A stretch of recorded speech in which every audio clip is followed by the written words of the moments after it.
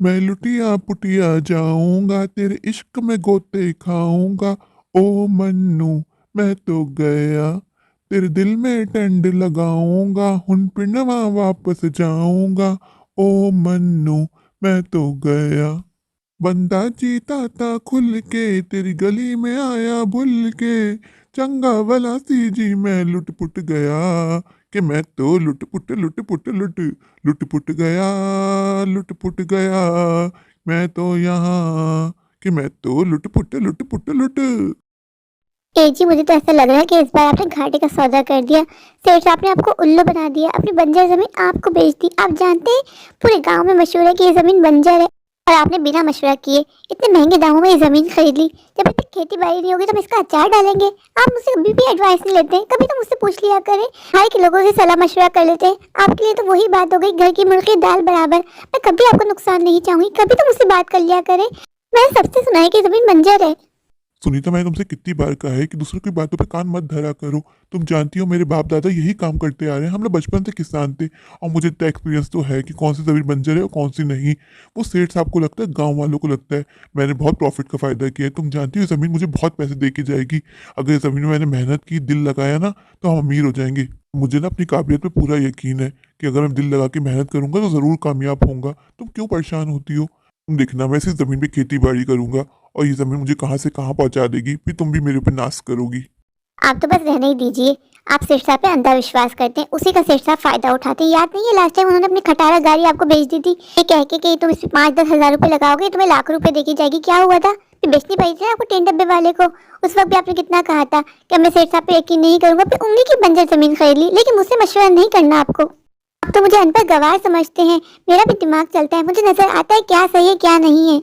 आपको लगता है इस बंजर जमीन में फल या फ्रूट्स कुछ भी उगेंगे? कुछ भी नहीं उगेंगे। मेरा दिल कह रहा है कि हमें एक बड़ा नुकसान होने वाला है, उसके लिए आप तैयार रहिएगा। सुनीता, मैं यहाँ देख लूंगा, तुम घर के लिए निकलो, बच्चों के स्कूल से आने का टाइम होने वाला है। खून पसीने की जो मिलेगी तो खाएंगे, नहीं तो यारो हम भूखे ही सो जाएंगे। दौलत हराम की ना है ये किस काम की, लो कसम इसे हाथ न लगाएंगे। खून पसीने की जो मिलेगी तो खाएंगे, वरना यारो हम भूखे ही सो जाएंगे।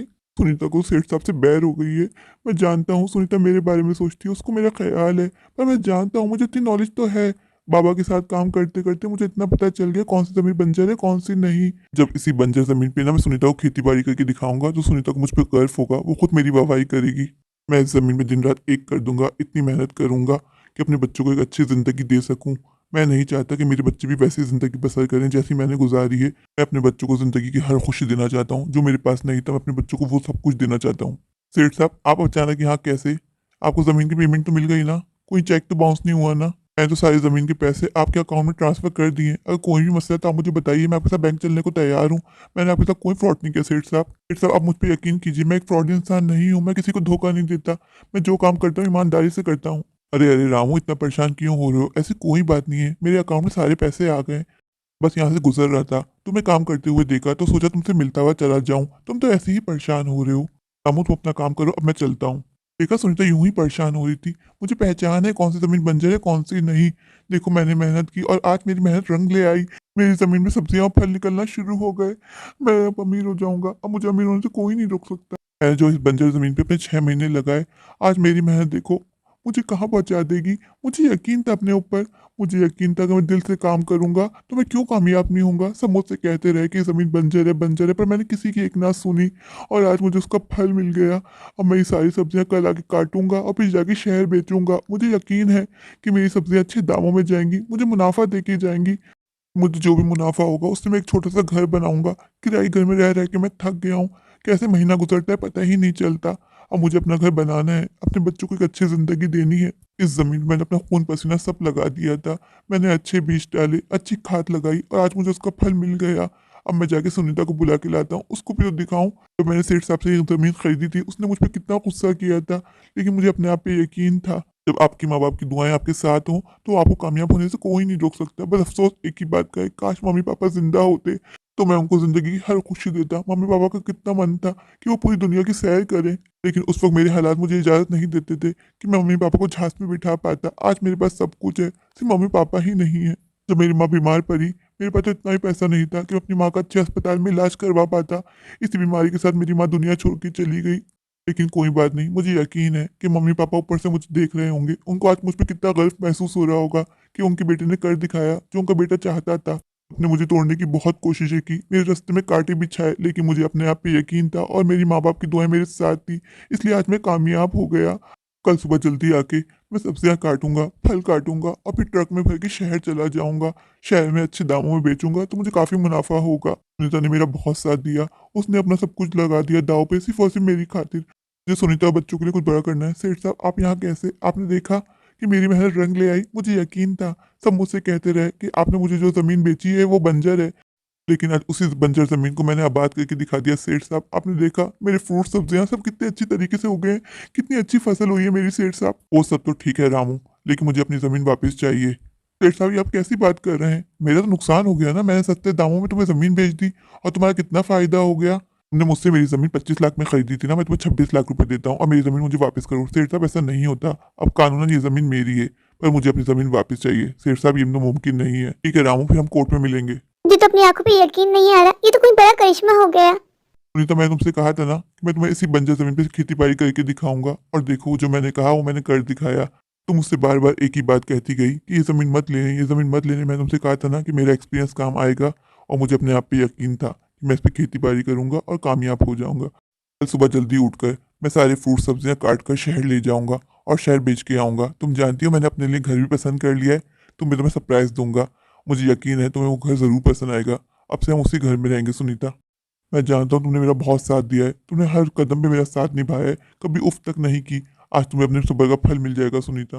अब मैं अपने दोनों बच्चों का अच्छे स्कूल में एडमिशन करवाऊंगा, फिर मेरे बच्चे पढ़ लिख के डॉक्टर इंजीनियर बनेंगे। जो मेरी ख्वाहिश थी वो सपना पूरा हो जाएगा सुनीता।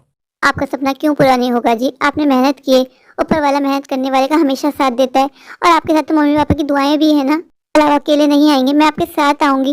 मैं आपके साथ सब्जी फल काटने में मदद करूंगी। अगर हुआ तो शहर भी आपके साथ चल लूंगी। आपका अकेले मैनेज करना मुश्किल होगा ना, तो कल शहर में आपके साथ ही चल लूंगी। हुआ तो बच्चों को भी साथ ले लेंगे। हो सकता है आते आते हमें रात हो जाए। अब मुझे हमारे सपने सच होते हुए दिखाई दे रहे हैं जी। इन 6 महीनों में आपने कितनी मेहनत की, आप कितने ज्यादा कमजोर हो गए।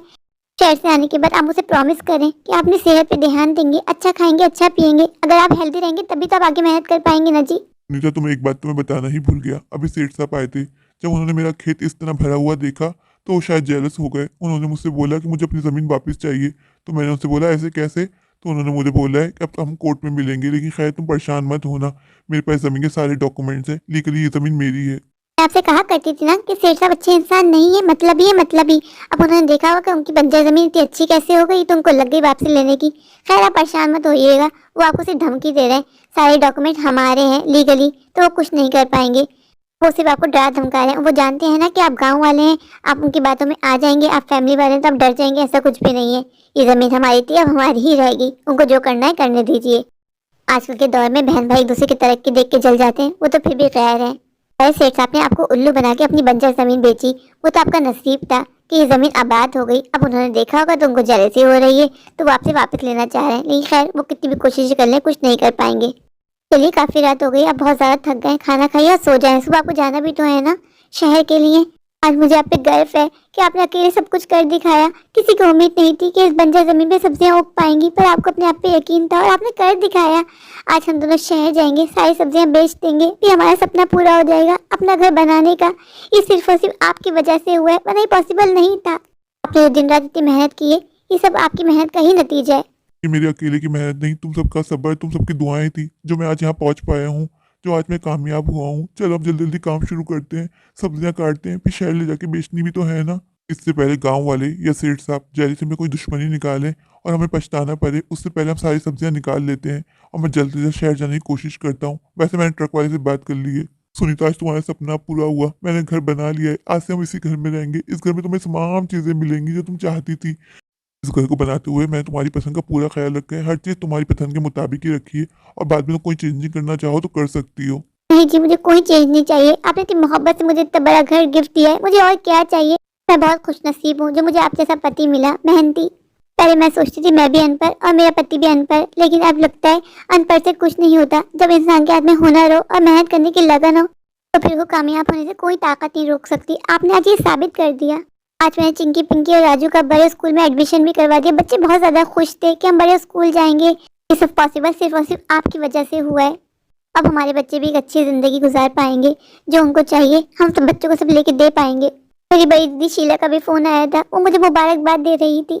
किसी दिन अपने बहन भाई को कॉल करके बुला लो, डिनर पे साथ बैठ के डिनर करेंगे, उनको भी अच्छा लगेगा, तुम्हें भी। फिर हम दोनों को एक दिन डिसाइड करके अपने दोस्तों को भी बुला लेंगे। मेरे तमाम दोस्त मेरा घर देखना चाहते हैं। मैं इस बात को अच्छे से जानता हूँ कि मेरे सारे दोस्त मुझसे जलते हैं, लेकिन खैर कोई बात नहीं, वो सब मेरा घर देखना चाहते हैं, चाहे वो दिल से खुश हो ना हो। ऊपर से तो मुझे ऐसे ही दिखा रहे हैं कि मेरा घर बनाने से वो सब बहुत ज़्यादा खुश हैं।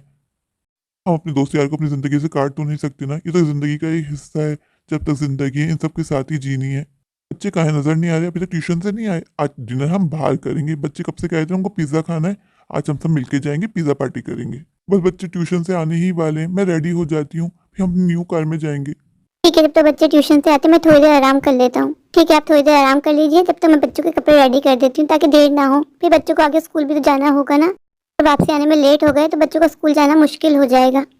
मम्मी पापा हम आ गए, देखिए बच्चे भी आ गए। आप जाके आराम कीजिए, मैं बच्चों को देख लेती हूँ।